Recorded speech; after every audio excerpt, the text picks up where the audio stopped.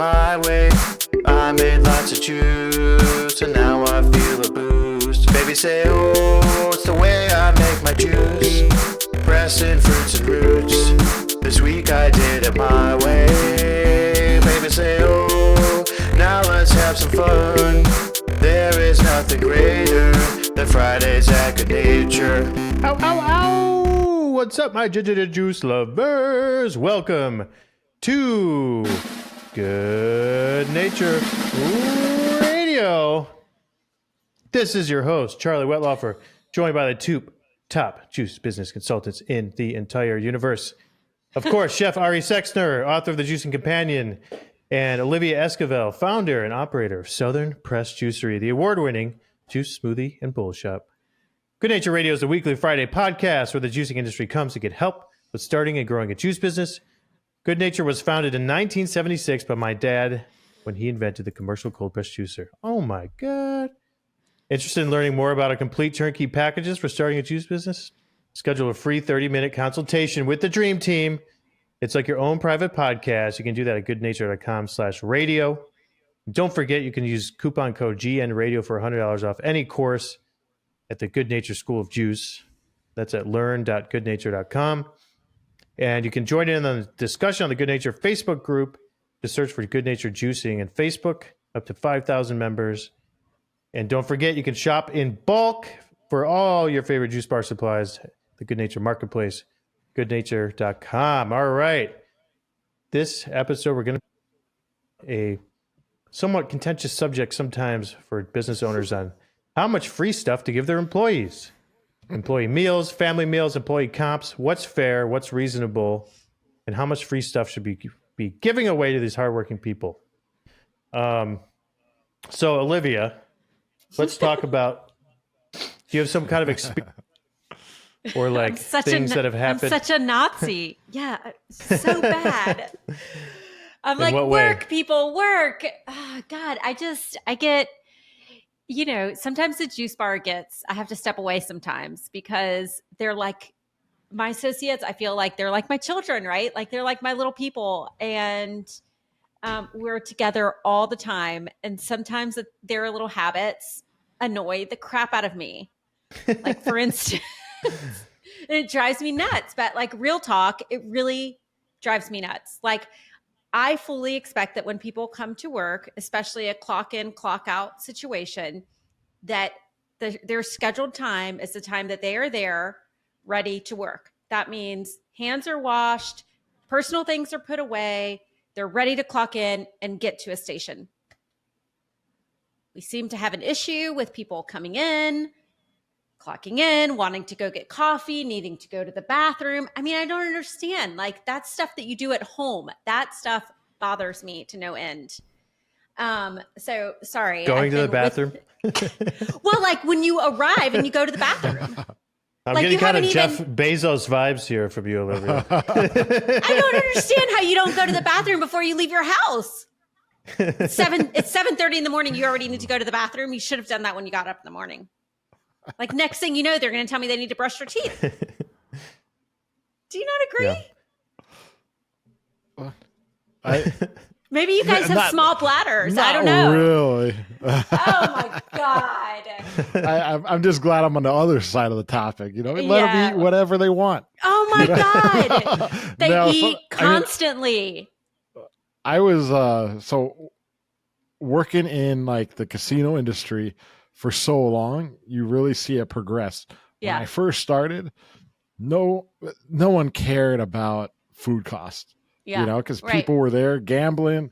That was their main revenue. Wanted people happy. We were able to comp whatever. Right.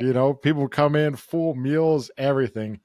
And then 2008 came by, and I mean, we kind of slowly started shifting across the board every operation where it's like, no, just not the gambling. Everything needs to make money. So our party was kind of over then. And so there was definitely a shift. And I've seen the change in morale when like managers that are responsible for food costs day in and day out, not be able to have a friend or an employee come in and be able to give out that comp or that free meal. it is kind of frustrating, but I mean, it is kind of reality now. So I could definitely see both sides, but I feel you should be able to give them something, Okay. on their on staff meal. Yes. I think you should definitely put limitations depending on what you're serving. I mean, if you got like some premium top notch smoothie that is like costing you like 50% food costs, Right. yeah, maybe avoid those ones. So Right. I think you should definitely put parameters in place. But I love the fact to be able to provide a meal for the employee. It really boosts morale, and I think it's also a great opportunity to get them to get a little creative and come up with some new stuff. Okay, maybe especially for the back of house. But maybe let me tell you what my policy is, and then you tell me. In your no going to the bathroom. Yeah. Damn it! Come in, wash your hands, and make a smoothie. No bathroom. Okay, so here it is. So in South Carolina, let me just read you my blue Bible rights. In South Carolina, we are not required to give a break. However, of course we do, because we are gracious employers.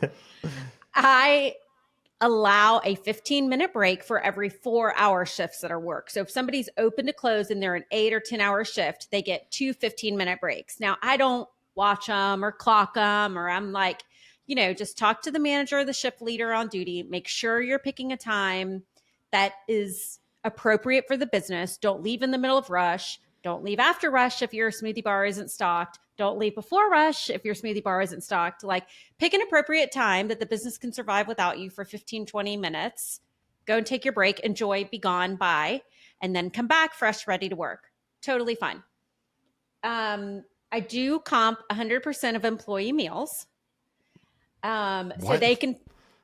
Right. So every employee gets one meal, one staff meal if they've worked 4 hours. So that can be a bowl, a smoothie, a juice. They can make themselves a salad. I mean, for crying out loud, at any point in time, there's more than $20,000 worth of produce there. They can make themselves a delicious salad.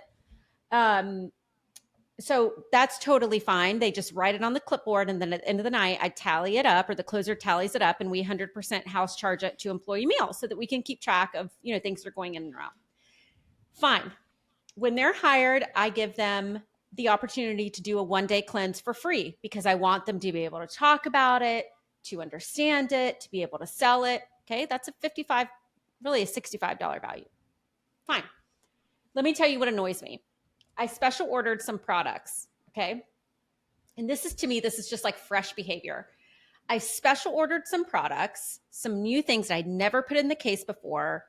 I've never done this, but I ordered another person's product. I ordered Culture Pop to test it. I ordered 3 cases. It's a really healthy, really clean. It's sold at Erewhon Market. It's a probiotic drink. It's kind of like Sody coffee. Pop. Yeah, Sody Pop. Okay, I ordered 3 cases. I was very excited for it to arrive. I would drink all those. Okay. Yeah. Listen. If I worked there, I would drink all of them. So I'm checking my order, right? I'm checking my order. So to make sure the guy can leave, right? And like he hasn't mispicked anything. And I turn around and one of the cases is open. And so I start telling the guy, the driver, I'm like, excuse me, this case is open, right? And I start like pitching my case to try to get a free case of Sody Pop. Well, lo and behold, one of my associates had already opened the case and was chilling her own Culture Pop without me even knowing it. And I'm like looking around. He's like, there's no way. I checked it. And I'm like, it's not here. It's not here. So finally she's like, oh, Miss Olivia, are you looking for this? And I'm like, yeah, why is that in the fridge? Oh, I wanted to taste it. So I'm already cooling it. I'm like, listen, totally fine for you to take a $2 drink, but it's just the audacity to just grab things that, one, are money making for me. 2, you already have a very long leash. Not even talking to the manager of like, hey, Olivia, do you want me to chill a couple of these so that we can try it? Should we sample it out? It's just like this. I don't know. Clearly, I'm coming off of a high of being very annoyed, but I know that our listeners can attest to this. It's just the audacity of like having this delicious food at your fingertips at all times and not really respecting the company's rules. Like, it is a Department of Health violation to be drinking and eating in a prep area. I'm constantly finding their food, eating and drinking. And so what they'll do is they'll make a smoothie, they'll have a little extra, and they'll just put behind the bar, like, finishing it off, like pour that into samples and please offer it out and try to get $30 worth of smoothie sales in that. It's not for you to just fill your tum every time you make a smoothie. So I rest my case. I stand by the fact that I think I'm a very gracious operator and people need to eat and potty at home and come ready to work. Sue me. Sue me. So you offer employees a free? Yeah. So what annoys me is the in between. It's not the bowl that they make for themselves. It's the constant just like, hey, I made chia pudding. Let me like eat some of it. No, like that's not your break. You already had a butter me up. Like and it's, I don't know, these girls are like loading up for their squats. I swear, these people eat more than I eat in an entire day in one shift. And it costs you money. In restaurants I've worked, I don't think we ever got free food. It was, well, no, there was. So I did some work for a fine dining restaurant, and they would do family meal. Yeah. Where they'd cook like a large quantity of something and everybody could eat. But I worked at like one of my first jobs working at like a Greek restaurant in Buffalo, and you didn't get anything for free. You got like 30% off one meal or something per day or something. Perhaps charging them a little bit would make them be more considerate of like all the stuff they're taking. I don't know. Yeah. So like when they take something out of the case, it's not their employee meal. They get a 35% discount, which, and you assume that's really your food cost, right? Like, hey, okay, I'll just take 35% off. So, and I do that for their t-shirt. They get a free t-shirt, but I do that for anything they want. So like one girl, we make these protein bars that take forever to make. And this one associate loves them. So one associate, $14 an hour will take 45 minutes to make damn 20 protein bars. And the other associate will come up and buy them at 35% off, all of them. And I'm like, what are you doing? What are you doing? You know what I mean? So it's annoying because then you're basically just running a charity. 100%. 100%. You're running a ghost kitchen. Yeah. No, totally. And this is the problem is like when you have this sort of like familiarity and this family relationship with them and you're slack because I think I'm a pretty cool boss, but then it's like they get too familiar. So it's really important that you have, like today, I'm sending out a reminder on our scheduling. Like, look, these are my expectations. These are my house rules. It is the Department of Health violation. You cannot be eating in prep areas. You cannot eat it in the kitchen. I don't want you eating stinky Chick-fil-A in my dining room.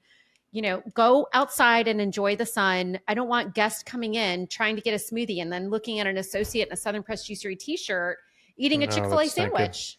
It's not good. I really don't like it when employees take breaks like in the dining area. Right. I'm like, go away. Go away. Yeah. So yeah, it's definitely a point of contention this week.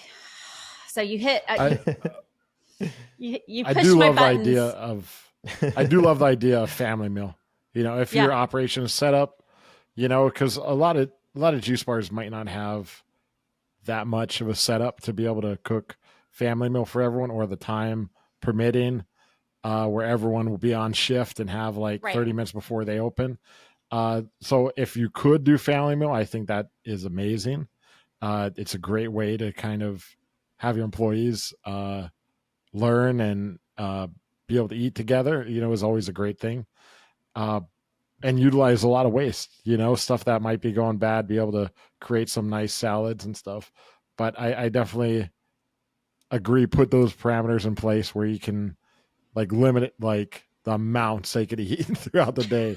And that's another big thing that you talked about is, as soon as you clock in, that's when you start working. Don't show up. Like, don't show up and start setting up your station and then clock in. Never do that. Never allow your employees. That's extremely important. I've seen stuff go really bad, lawsuits and everything. Yep. So they clock in and start setting up their station. But yeah, I think that I would have an issue if someone's clocking in every day and then going to the bathroom for 20 minutes. Yeah. And the thing is when you're scheduling a juice bar or any operation really so tightly, like it's me and one other associate, like it's like having a just-in-time delivery. I am waiting for that person to walk in. So I've scheduled it so that, man, I can handle it into this point. But at that point, I know my backup is coming and I know exactly, like that's the exact minute that I need them. And so when they come in, clock in, and then go to the bathroom for 15 minutes, I mean, nothing sets me off more than that, because it just feels inconsiderate to the rest of the team and to the guests that are standing there waiting, So I think just like for me right now, it's time to have an all staff meeting. I do all staff meetings twice a year, and they are mandatory, and I do pay them to be there. And I do provide us, a staff meal at those, like I'll cater out something.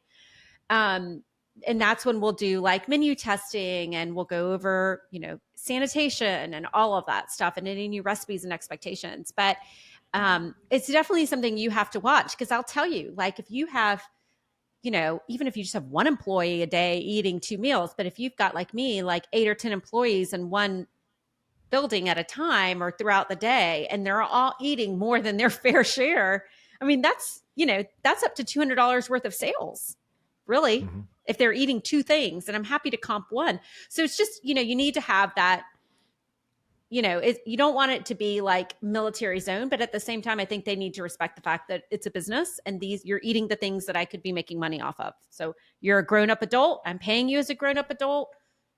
Have a meal on me, but don't have 3. Yeah. Is that so much to ask for? No, I think, setting the clear expectations, and then they should follow that. But that example with the sody pop, well, that just annoyed me. I just thought that was rude. But that was against your policy, wasn't it? Because that's a case item.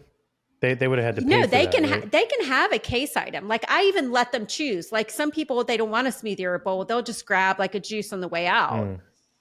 So it really wasn't, it really wasn't that it was against policy. It was more that I just felt it was rude. Like I haven't even inventoried it. I haven't even anything. And you just rip open a case to start drinking. Yeah, that's like my kids seems weird do that. It wouldn't. It seems weird that it wouldn't occur to them to at least wait until they're unpacked or something, or like ask you if they could take one. I would say like, I mean, I would come out and be like, I think when I was a chef and my employees, they wouldn't do that. But then I remember we used to have a speed rack that would have a lock on it, and anything important like that, we would put right in there right away. Like any like kind of caviar or, specialty snacks that we ordered for the chefs, we would put them right in there and hide them from the employees and lock it. So, I mean, and people have different ways of dealing with this. Like I remember when I was at UNLV, we had a class, and this guy came in from, I think it's from MGM. He was like the head purchasing guy for MGM or something. Like he was really high up there. And he was talking about like his policy is absolutely, if anyone ever takes anything, he fires them. Like when he used to manage restaurants, if an employee would take and eat a piece of pie, he would fire them. Like just to set the precedent, like absolutely stealing anything is not okay. You know what I mean? And so his employees knew, like, hey, we can't take anything. You can't take a side of fries, can't take a piece of pie. You know what I mean? So, but obviously that wasn't a place where they were allowed to eat food for free. So, yeah. It's like when I come in and I bring my groceries and I like sit them on my island in the kitchen, and then the boys start like rummaging through it, and like, oh God, that sets me up. I'm like, at least let me make sure that I got all of the bags out and let me put them away where they belong, and then you can stack. But like to see these little hands like going through all the bags, it's just, I think it's just a mom thing, but I don't know.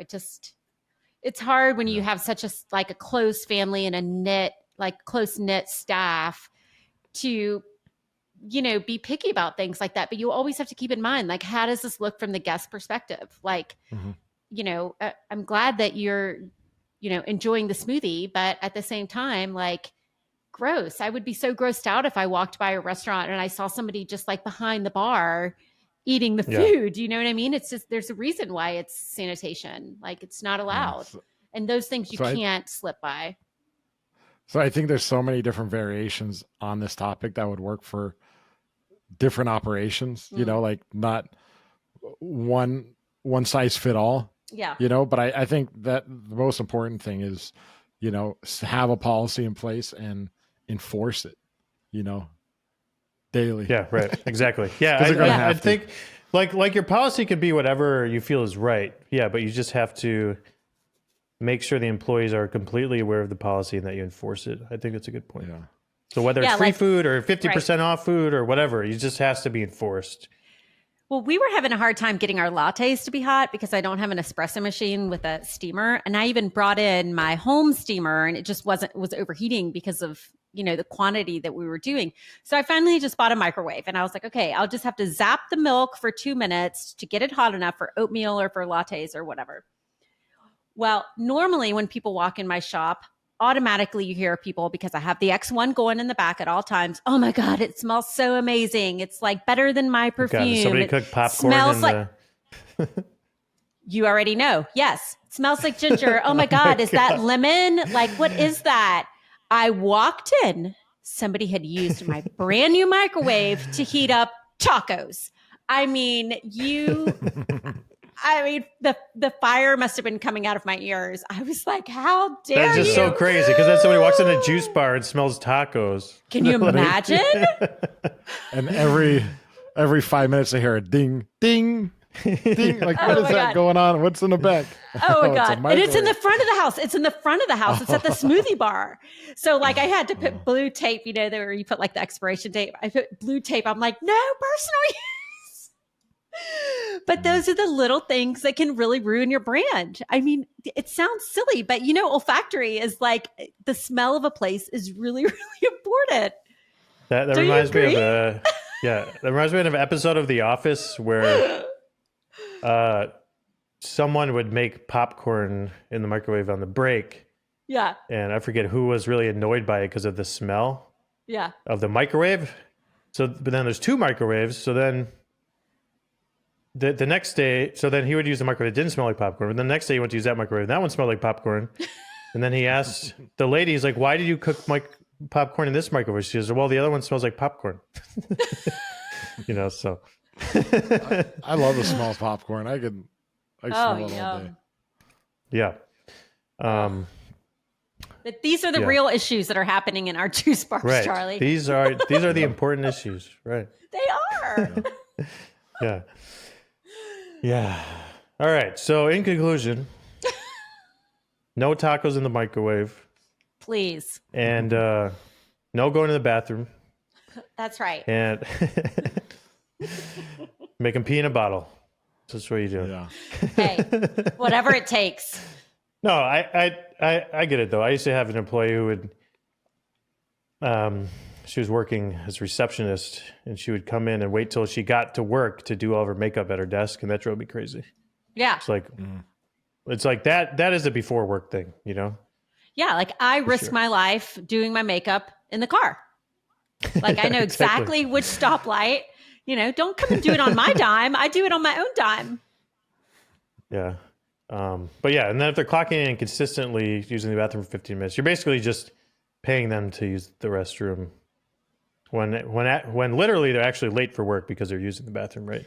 That's right. And so like today I enforced a new policy because they were leaving to go get food, which it doesn't bother me what you do in your 15 minutes. But if you're leaving to go get food, inconceivable that you could go to another place, stand in line, get your food, come back and eat it in 15 minutes. So I said, if it takes you 15 minutes to go and get your food, well, you wasted your break on the 15 minutes. Either come prepared, Uber Eats it, order it ahead of time or whatever, but don't expect me to pay you 15 minutes to go and order your food and then sit down another 15 minutes to eat it.